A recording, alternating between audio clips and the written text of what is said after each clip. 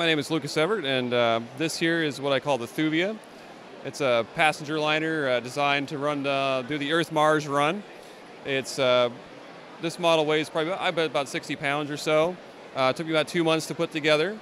It is my first BrickCon model, and I would say it is my largest completed model to date that I've put together to date. Yeah, it's very impressive. You said it's your largest to date. Well, how did you decide to go this big with this? Did you originally intend to, or did it just kind of grow naturally? Well, I do always have a fondness for minifigure scale. Okay. So as you can tell by looking at it, there's a couple of minifigures on the outside doing some work. And so in order to build a realistic scale model, as far as like a spacecraft goes, on minifigure scale, they tend to get kind of large. And so that sort of just developed that way. Yeah. And then when you decided to go this large, then was there any particular inspiration for the design, any artwork or anything like that, or just kind of all came from your imagination as it evolved? The ship itself, pretty much, the design of it was pretty much just all out of my own head. Okay. I was loosely inspired by The Expanse because I did recently watch that, and I liked the fact that they used acceleration for gravity instead of rotation for the most part. And I thought that's really kind of one of the more realistic ways to simulate artificial gravity in space. So the engine end is down and the bridge end is up. So that's where I drew that from.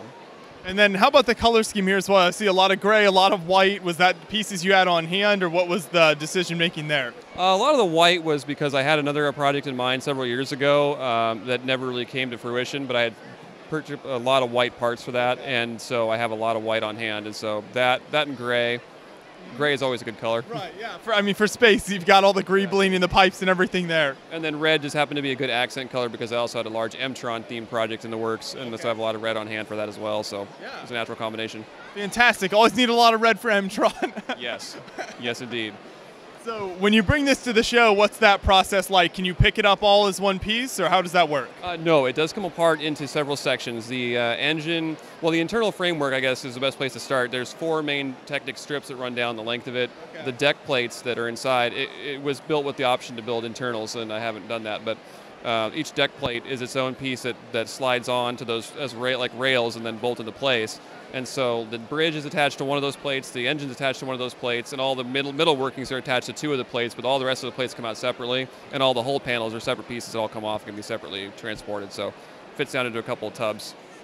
Yeah, so then when you set it up at a show, is it pretty simple then to just kind of put that all back together? Ideally, yes, but in practice, no, especially if you make a mistake and put one of the plates in the wrong spot, and then you have to start over again. So did that when I got here. Yeah. Well, very impressive model here. I'm glad you were able to come to the show, and I'm so glad it's your first time here. I think you did a great job displaying. Hopefully we'll see you back in future years. I hope so.